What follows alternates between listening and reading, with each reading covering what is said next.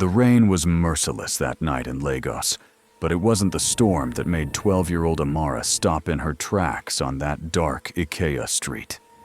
It was the man lying face down in the gutter, blood mixing with rainwater, his expensive watch glinting under the flickering streetlight. She had two choices: walk away like everyone else, or risk everything she had, which was nothing, to save a stranger. If you want to find out how one decision changed two lives forever, subscribe now, and let's dive into this incredible story. Amara wiped the rain from her eyes and looked around. The street was empty. Everyone had rushed home before the storm got worse. She should have been home too, or what she called home, the abandoned kiosk behind Mr. Tunde's provision store where she slept on cardboard. But something about this man wouldn't let her walk away. "Uncle! Uncle, wake up!" She shook his shoulder, her small hands barely making an impact on his broad frame. He groaned, a sound that told her he was alive but badly hurt. Blood seeped from a wound on his head, and his designer suit was torn. Amara had seen enough trouble in her 12 years to know what this was. Armed robbers, probably. They'd taken everything and left him for dead. She tried to lift him, but he was too heavy. "Think, Amara, think." Her eyes darted around until she spotted Mr. Tunde's wheelbarrow leaning against the shop wall. For the next 30 minutes, Amara worked like she'd never worked before. She rolled the unconscious man onto the wheelbarrow, inch by painful inch. She pushed him 6 streets away to the only clinic she knew, Mama Chioma's small medical center, where the old nurse had once treated her for malaria without charging a kobo. "Mama Chioma! Mama, please!" Amara banged on the door until the light came on. When Mama Chioma saw the blood, she acted fast. "Bring him inside, quickly." "Mama, I don't have money," Amara whispered, her voice breaking. Mama Chioma looked at the small girl, drenched and shivering, who had somehow brought a dying man to her doorstep in the middle of the night. "We'll save him first. Money can wait." For 3 days, Amara came to the clinic before dawn and stayed until dark. She'd wash her face at the tap outside, then slip in to sit beside the stranger's bed. Mama Chioma had said he was in a coma, that they didn't know if he'd wake up. Amara talked to him anyway. "My name is Amara," she'd say, her voice soft in the quiet room. "It means grace. My mama told me that before she died. She said I was her grace from God." She'd pause, swallowing the lump in her throat. "I don't feel like anybody's grace anymore, Uncle. I'm just trying to survive." She'd tell him about her life, how her mother died of cancer 2 years ago, how her father had died in a bus accident when she was 6, how her auntie had chased her out last year, claiming she ate too much and brought bad luck. "But I'm not bad luck, Uncle. I'm going to be somebody one day. I'm going to go back to school, finish my education, and become a doctor, like Mama Chioma. You'll see." On the 4th morning, when Amara arrived with the bread and tea Mama Chioma sometimes gave her to share with the patient, she found 2 men in expensive suits, talking to the nurse in hushed, urgent tones. "Where is he?" one of them demanded. "We've been searching everywhere." Amara froze in the doorway. "And who are you to this man?" Mama Chioma asked, protective. "I'm Emeka Okonkwo, his personal assistant. This is his head of security. Mr. Adebayo's family has been frantic. He disappeared 4 days ago after a business meeting." Mr. Adebayo. Even Amara, who lived on the streets, knew that name. Adebayo Industries, one of the richest men in Nigeria. She'd saved a billionaire? Chief Kenneth Adebayo opened his eyes that evening to see a small girl sleeping in a chair beside his bed, her head resting on her folded arms on the edge of his mattress. She looked painfully thin, her clothes worn and faded, but her face held a peace that seemed impossible given where they were. "Who?" His voice came out as a croak. Amara's eyes flew open. Uncle! Mama Chioma! He's awake! The room exploded with activity. Doctors Mama Chioma had called came rushing in. Emeka and the security team crowded around. But Chief Adebayo's eyes stayed on the little girl being pushed to the corner. "Who are you?" he asked her directly. "I'm Amara, sir. I found you." Over the next hour, as the doctors checked him over, and Emeka filled him in on the police investigation. Yes, it was an armed robbery. They'd caught 2 of the suspects. Chief Adebayo insisted on hearing Amara's full story. She told him everything. Mama Chioma filled in the parts about how Amara had refused to leave his side, how she'd begged for extra towels to keep him warm, how she'd talked to him for hours. When she finished, the room was silent. Chief Adebayo looked at this child who had nothing, who had every reason to walk past a stranger in trouble, who had instead given everything to save his life. "Emeka," he said quietly, "get my lawyer on the phone. Now." But that's when things got complicated. The next morning, a woman stormed into the clinic, well-dressed, dripping with gold jewelry, her face twisted with rage. "Amara, there you are, you wicked child." It was her Auntie Blessing. "Do you know what embarrassment you've caused me? Running away from home, living on the streets like a mad person." She grabbed Amara's arm roughly. "You're coming home right now." Amara's eyes filled with tears. "Auntie, you sent me away. You said, 'Lies! This child is a liar!'" Auntie Blessing addressed Chief Adebayo, who had been moved to a private hospital, but had asked Amara to visit. "Sir, I am her guardian, her poor mother's sister. I've been looking for her everywhere." Chief Adebayo studied the woman with the sharp eyes that had built an empire. He'd heard Amara's story. He'd seen the scars on her arms, the fear that flashed across her face when this woman appeared.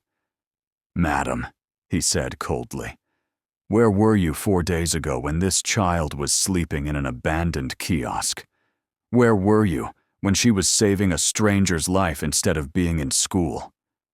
"Sir, she ran away. She's a stubborn, rebellious—" "Mecca," Chief Adebayo interrupted. "Call social services, and my lawyer." Auntie Blessing's eyes widened, but they widened more when she realized who she was talking to. Chief Kenneth Adebayo, billionaire, power broker. Her tune changed instantly. "Sir, there's been a misunderstanding. Amara is welcome back home. In fact, I was just about to enroll her back in school. I've been so worried." "Save it," Chief Adebayo said. "I've dealt with enough frauds in business to recognize one in real life." But the truth was more complicated. Under Nigerian law, Auntie Blessing was Amara's legal guardian. The social workers who came investigated and found that while Auntie Blessing wasn't a good guardian, there was no easy legal path to remove her custody. Unless— "I have a proposition," Chief Adebayo told Auntie Blessing in a private meeting, his lawyer present. "You sign over full custody to me. I will adopt Amara legally. In exchange, I will pay you 5 million naira." Amara's heart stopped when she heard this later. 5 million naira? For her?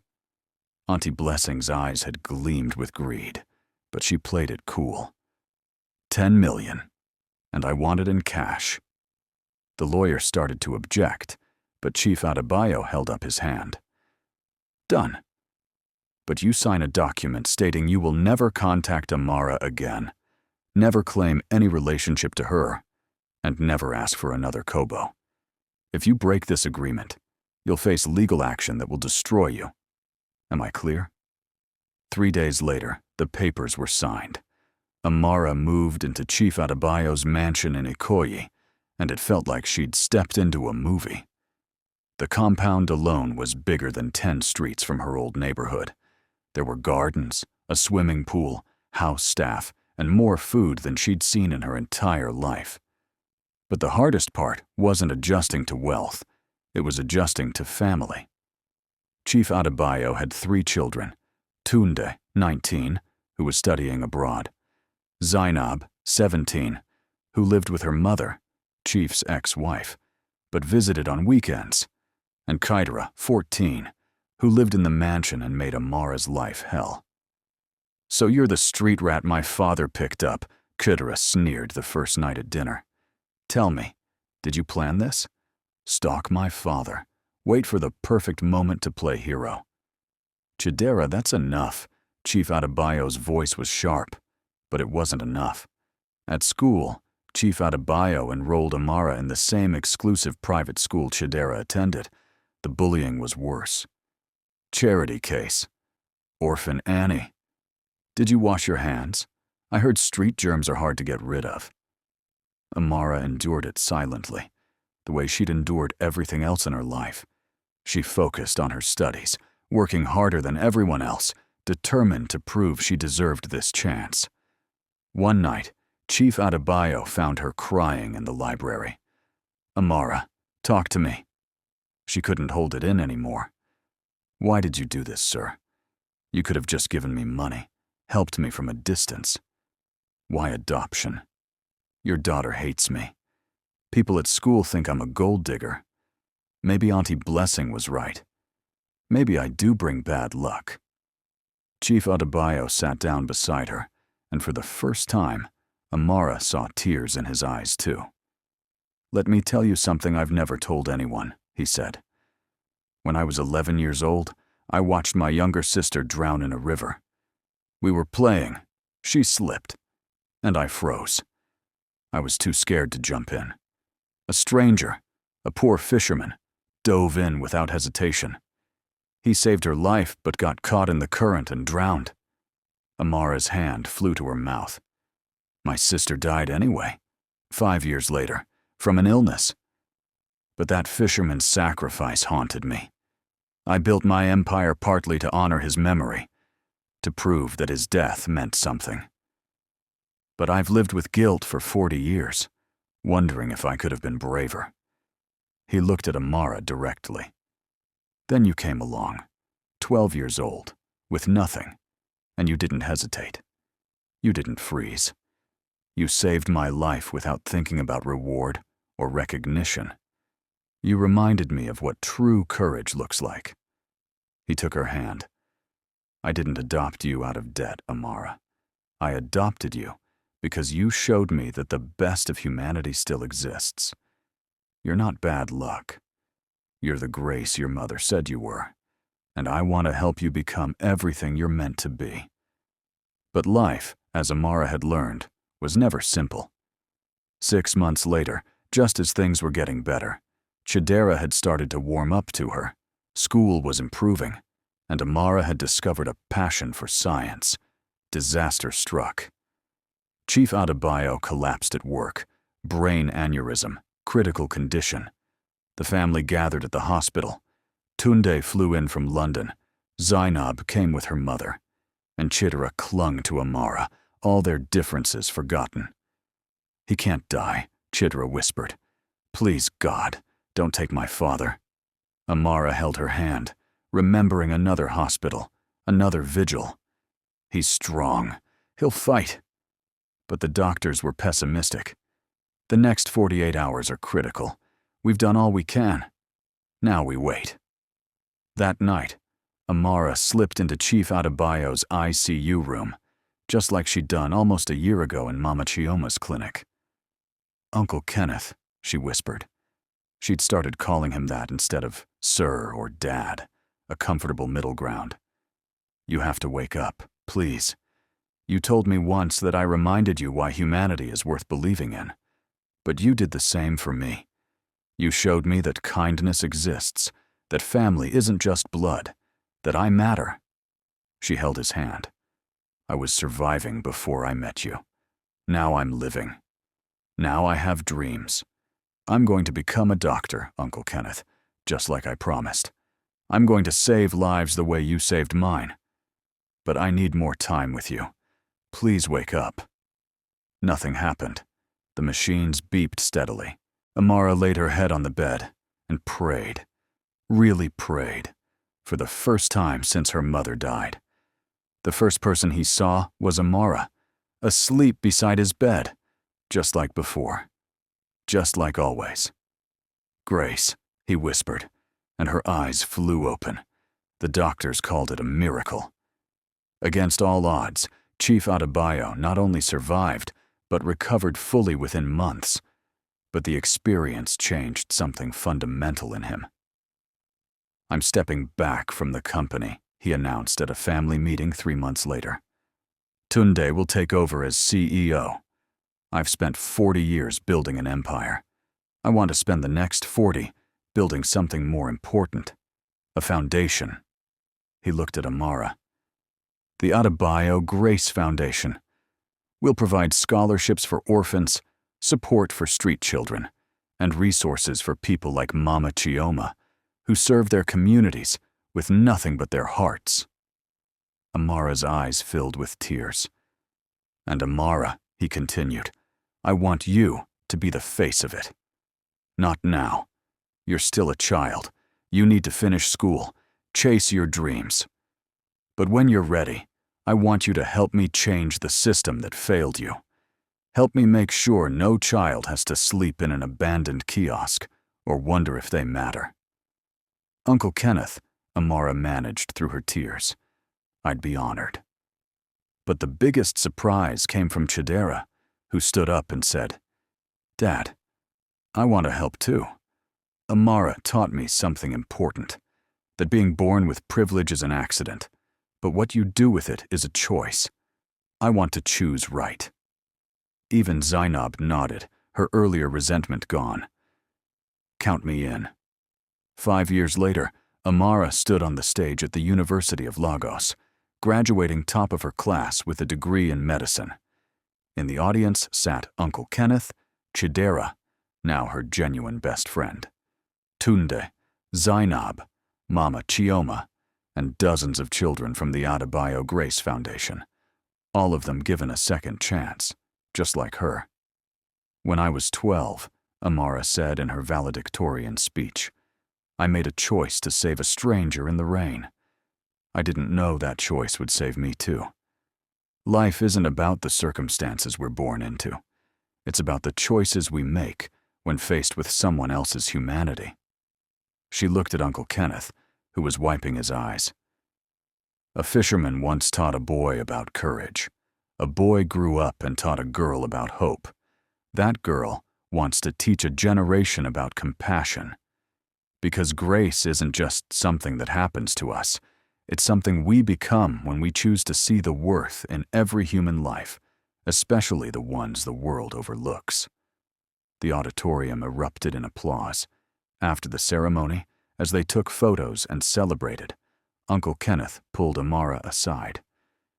"Your mother would be so proud," he said softly. Amara smiled, the old pain of her loss now mixed with gratitude for everything that came after. "I think she'd be proud of both of us. I saved your life in a gutter. You saved mine in every way that matters." He hugged her tight. "No, dear girl. We saved each other." As the sun set over Lagos, painting the sky in brilliant oranges and purples, Amara looked at her chosen family and felt something she hadn't felt since her mother died: complete joy. The poor orphan girl who had nothing but courage had found something money could never buy: purpose, family, and the unshakable knowledge that one act of kindness can change the world. Sometimes grace comes in the rain, and sometimes it comes in the form of a little girl who refuses to walk past someone who needs help, even when she needs help herself. If this story touched your heart, hit that subscribe button. Share it with someone who needs to remember that kindness is never wasted and that we all have the power to change someone's life. Your support helps us bring more inspiring Nigerian stories to life. Subscribe now, and let's keep spreading hope together.